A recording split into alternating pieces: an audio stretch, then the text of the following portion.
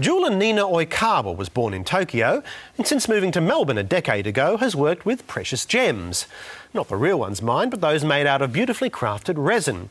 She doesn't mind using the word kitsch to describe what she does either, while others call her creations joyous works of fantasy.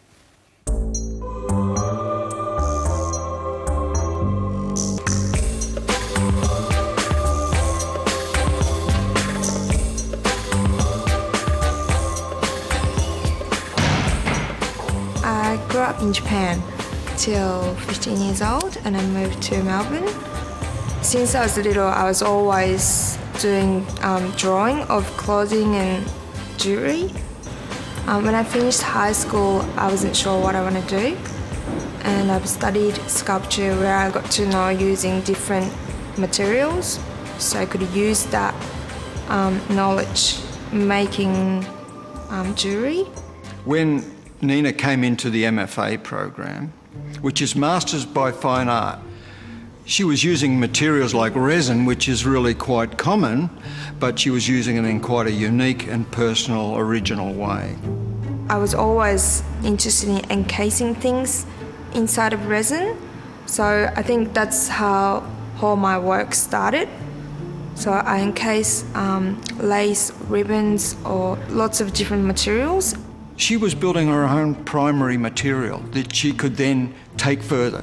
When I started, I didn't know much about contemporary jewellery, and I was expecting more of a normal jewellery that you see in the shops.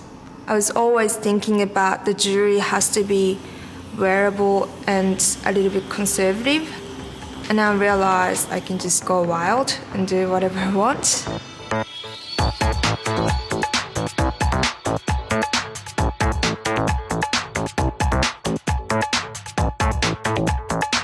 This concept of playing with the inclusions, this entrapment of ephemera into this resin. She's making a statement about things that are precious, but using non-precious materials.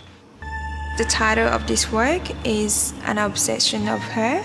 I wanted to make a very feminine work with this because I've used lots of pink, and because a little woman loves looking at mirror, so I've placed a mirror right in front of the ring.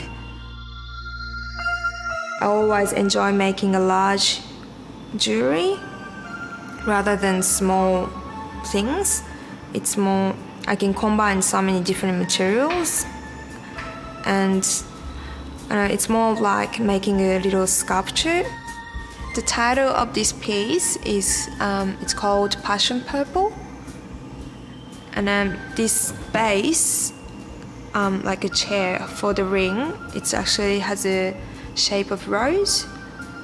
The most recent development, there are little stories because there's subject matter that she's brought in that's sort of unrelated. You know, the leopard, the frangipani flower, and made these collections. And so this is starting to allude to a narrative and to some sort of place. The work is identifiable as hers. It's such a personal statement, but at the same time, I don't believe it's formulaic. It's not predictable. So each one has its own identity.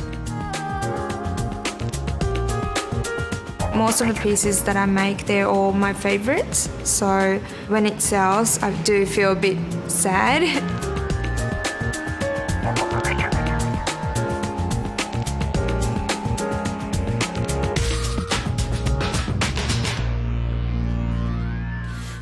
And you can see some of Nina Oikawa's extraordinary work at Melbourne's Pieces of 8 gallery until the 26th of this month.